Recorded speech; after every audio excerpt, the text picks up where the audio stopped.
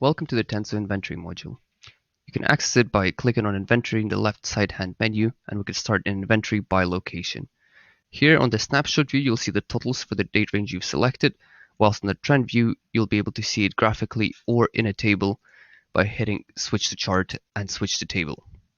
On the snapshot view, you are able to view your purchases by location, what they represent as a percentage of sales, your actual versus theoretical usage, your actual usage, theoretical usage, waste as a percentage of purchases and as a percentage of sales, as well as your recorded and unrecorded waste, where we calculate the unrecorded waste from the difference between actual and theoretical usage, as well as the recorded waste.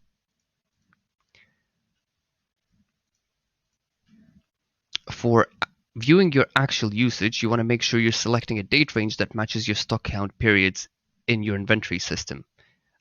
It is possible to select custom date ranges, but that is only applicable if you have a full stock count carried out every single day. You're able to zoom in on the data and view it by category and by item with all the same views as we've seen previously.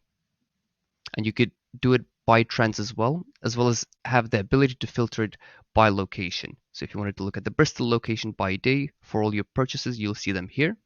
And if you don't want to see the year-on-year bar charts, if you toggle off the second axis, they'll be removed.